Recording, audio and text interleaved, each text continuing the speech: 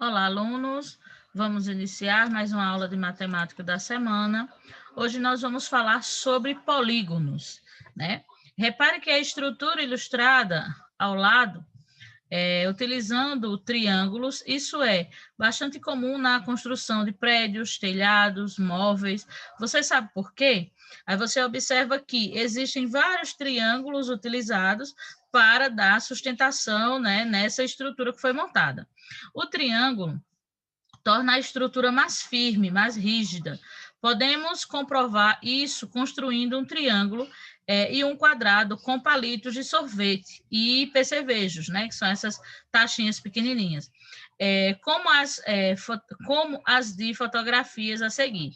Em seguida, tentamos deformar essas figuras. Então, o triângulo formado por palitos de picolé e os percevejos, você vai identificar que você não vai conseguir movimentá-lo, você não vai conseguir ter movimento com essa figura. Já quando eu me refiro ao quadrado, você vai conseguir movimentá-lo com facilidade, certo? Então, a estrutura quadrada, ela não dá a mesma sustentação que a figura no formato de triângulo. Então, na construção civil, o triângulo ele é muito utilizado como forma de sustentação. Então, a gente tem o tripé, né, que é utilizado para segurar máquinas fotográficas, entre outros objetos, e são formados por 3 pernas, né? E a gente usa o triângulo. Em muitas construções civis você vai identificar telhados de casas, prédios, que são sustentados por figuras no formato de triângulos. Observe que o quadrado é deformável e o triângulo é rígido. Nessa estrutura do telhado, por exemplo, a rigidez é uma das características importantes. No entanto, em outra situação, a maleabilidade pode ser desejável, ou seja, depende do que você pretenda fazer. Certo? Então, se o que você pretende construir, o que você pretende utilizar naquela situação precisa de rigidez, então você vai utilizar o formato de um triângulo. Mas, se você precisa de flexibilidade, de maleabilidade, então você vai utilizar justamente o quadrado, que é uma figura ao qual você pode movimentar, né? Então, essa imagem que nós temos aqui é justamente de um varal, né? Para as pessoas que moram em apartamento, que tem um espaço pequeno, né? Então, isso aqui é um varal que você estica para colocar as roupas e quando não necessita, você encolhe e guarda ele justamente para não ocupar espaço. Os polígonos apresentam características e propriedades importantes. E estudando-os, podemos utilizar os melhores do nosso, o melhor no nosso dia a dia. Então, como é que a gente nomeia? Como é que a gente dá nome aos polígonos? A palavra polígono origina-se do grego poli, que representa muitos, e gonos, que representa ângulos. Então, seu nome tem relação também com a sua quantidade de ângulos. Polígono é uma figura geométrica plana, limitada por segmentos de reta, chamados lados desse polígono. Nós já revisamos tudo isso, nós já trabalhamos a diferença de figuras planas e não planas, nós trabalhamos a questão dos segmentos de reta, dos vértices, né, das arestas, tudo isso a gente já trabalhou em aulas anteriores. Então, observe esse polígono que nós temos, A, B e C. O prefixo poli aparece em várias palavras da língua portuguesa. Procure no dicionário o significado de polissílaba, que é uma palavra que tem 4 ou mais, né? Então, polivalente, poliglota. Fica aí essa dicasinha para vocês ampliarem um pouco mais o vocabulário de vocês. Esse triângulo, esse polígono é um triângulo. Ele apresenta 3 lados, 1, 2, 3, que são segmentos de reta. Então, o meu triângulo é formado pelo segmento de reta AB, BC e CA, certo? Então, essa é a nomenclatura dos meus segmentos de reta para a construção de um triângulo. Os ângulos internos dessa figura são A, B e C. Lembrando que quando eu me refiro a triângulo, eu preciso colocar um acento circunflexo em cima da letra e representá-las com letras maiúsculas.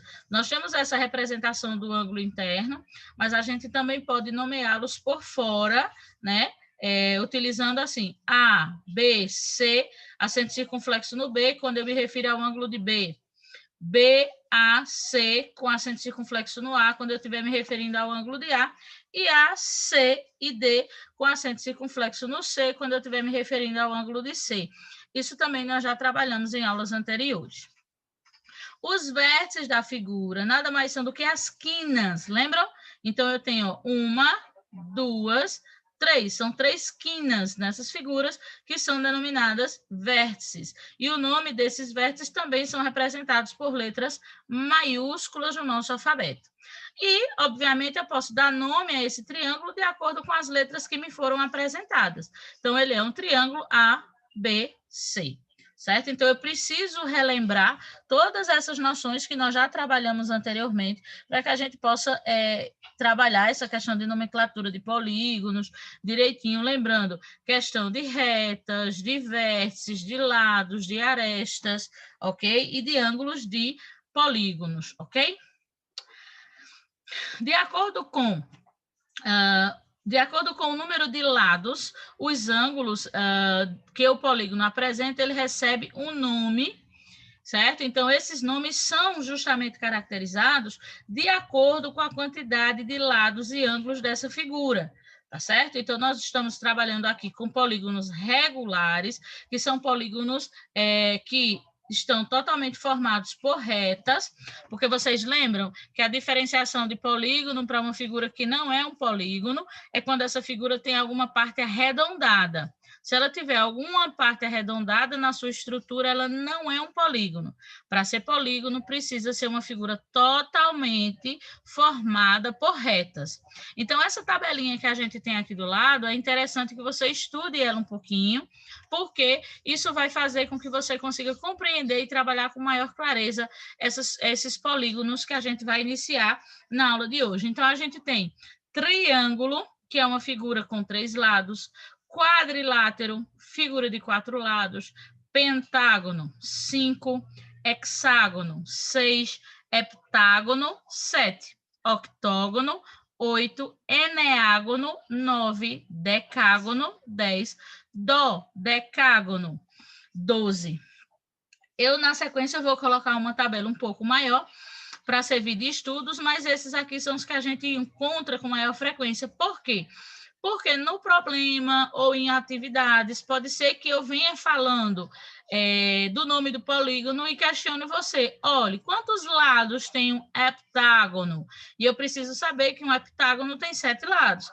Ou eu posso te questionar, como se chama a figura composta por 9 lados? É um eneágono, certo? Então, isso serve para a gente estudar um pouquinho esse contexto, certo? Para que vocês entendam com um pouquinho mais de clareza esse trabalho, tá? Então, essas listas, é importante que a gente estude elas um pouquinho, ou deixe elas anotadas no caderno, para que na hora que a gente precisar, a gente vai fazer pesquisa, tá bom? Então, vamos lá. Utilizando a tabela para nomear esses polígonos aqui abaixo. Como é que a gente nomeia? Como é que eu sei qual é o nome de cada um desses polígonos? Eu vou observar quantos lados ele tem. Então, na figura de letra A, ele tem 1, 2, 3, 4, 5. Uma figura de 5 lados chama-se pentágono. Tá? Então, é dessa forma que a gente relaciona a quantidade de lados e o nome da figura. A nossa letra B tem 1, 2, 3, 4, 5, 6, 7, 8. Uma figura de 8 lados chama-se octógono. Na letra C, a nossa figura tem 1, 2, 3, 4, 5, 6, 7, 8, 9, 10. Será que foi 10? Deixa eu ver se ela é um decágono mesmo. É um decágono. Que aí, no fim, eu me perdi, não sabia se era 10 ou era 11. Certo? Então, a nossa estrela é um dodecágono, ou seja, ela é um polígono formado por 10 lados. Na nossa letra D, a gente tem 1, 2, 3, 4, 5, 6. As figuras de 6 lados são chamadas de hexágono.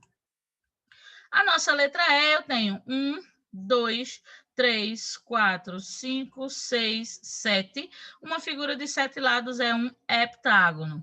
Aqui do lado, eu trago para vocês um mosaico. né? Que é um trabalho artesanal, que é muito utilizado justamente com junção de figuras geométricas. Então, esse mosaico aqui é formado por triângulos e quadrados, né? Então, você vai construindo um mosaico colorido utilizando essas figuras geométricas. E aí a gente vai identificando triângulos pequenos. Se a gente for ampliando a imagem, ó, a gente tem um triângulo maior formado por um quadrado e dois triângulos pequenos. A gente tem aqui, ó, um quadrado formado por várias figuras geométricas. Então, essas figuras vão se ampliando e a gente vai precisar usar um pouco do nosso raciocínio, tanto, principalmente para poder desmontar figuras, por exemplo, né? Então, a gente vai trabalhar hoje essa questão de nomenclatura de polígonos, tá certo? Então, essa tabela de nomes, certo? Então, eu vou mandar essa tabelinha para vocês, certo? Aí ou vocês anotam, ou vocês imprimem, colocam no caderno, certo? Para que fique para pesquisa. Então, uma figura de um lado não existe, de dois lados não existe. A primeira figura nomeada que nós temos é o triângulo. E a partir daí a gente começa. Então, o triângulo tem 3 lados, uma figura de 4 lados é classificada de quadrilátero, aí pentágono, hexágono, heptágono, octógono, eneágono e assim sucessivamente. Essas figuras, né, essa tabela de polígonos, ela é infinita, tá certo? Mas a gente não precisa saber de todas essas. É interessante que a gente tenha essa tabelinha, porque se em alguma atividade ele falar sobre um pentadecágono, eu preciso saber que um pentadecágono é uma figura composta de 15 lados, certo? Se ele fala de um icoságono, que a gente encontra bastante em atividades no livro, falando sobre icoságonos, eu preciso saber que o icoságono é uma figura composta por 20 lados. Então, nessa aula de hoje, é basicamente isso que a gente vai trabalhar para a gente fazer a identificação dessas nomenclaturas, de como a gente analisa uma figura geométrica e dá nome a ela de acordo com as informações que a gente aprendeu na aula de hoje, tá bom? Então, o que é que eu quero que você faça para mim? Entre os polígonos que eu apresento para você nessa imagem, eu quero que você represente e indique para mim só os que eu estou perguntando. Veja, nessa letra A eu quero saber quais são os hexágonos, certo? Então, quantos lados tem um hexágono? Então, volte lá na tabela, veja quantos lados tem um hexágono e procure quantos hexágonos nós temos aqui, certo? Eu tenho aqui na letra B os quadriláteros. Então, quadrilátero é toda figura que tem 4 lados.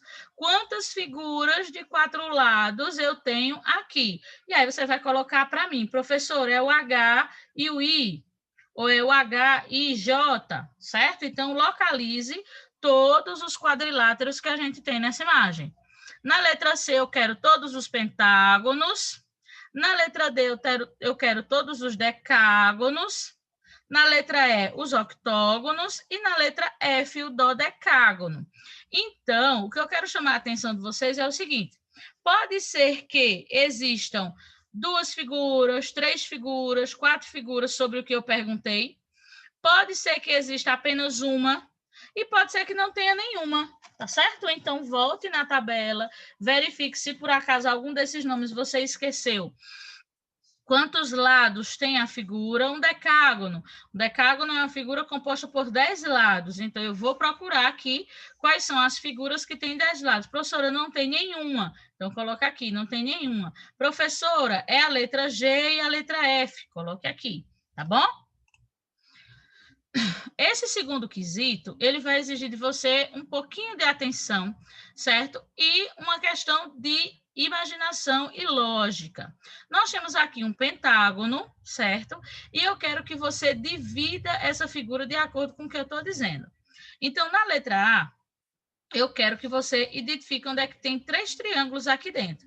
Você vai aqui na frente, desenhar de novo um pentágono no seu caderno e você vai cortá-lo. Você vai sair fazendo cortes com a reta, com a régua, e você vai ver quais são os cortes que você vai fazer. Será que eu corto assim? Será que eu corto desse lado? Quais são os cortes que eu vou precisar fazer na figura para aparecer 3 triângulos? Tá bom? Vamos ver se você consegue.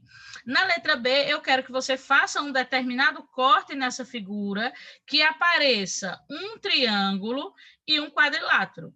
Na hora que você cortou, pá, cortei. Aí vai aparecer uma figura de 3 lados e depois uma de 4. Vamos ver se você acha. E na letra E, eu quero que você corte o pentágono para que apareçam 2 quadriláteros, ou seja, quando você cortar a figura, dependendo de onde você vai fazer o corte, vão sobrar 2 figuras de 4 lados. Então, esse segundo é uma questão realmente de raciocínio. Vamos ver se vocês conseguem realizar essa atividade, ok?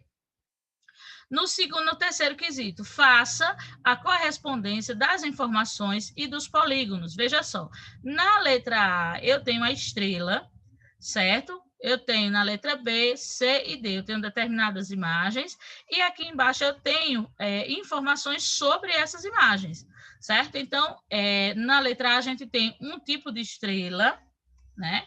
E aí, aqui ele está dizendo na primeira informação, eu tenho 12 lados.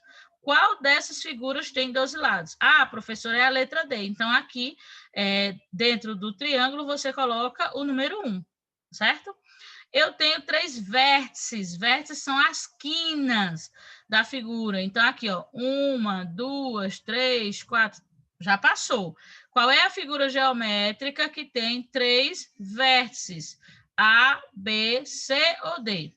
Certo? Então, você, quando identificar, você coloca dentro da figura o número correspondente à segunda informação. Coloca o número 2.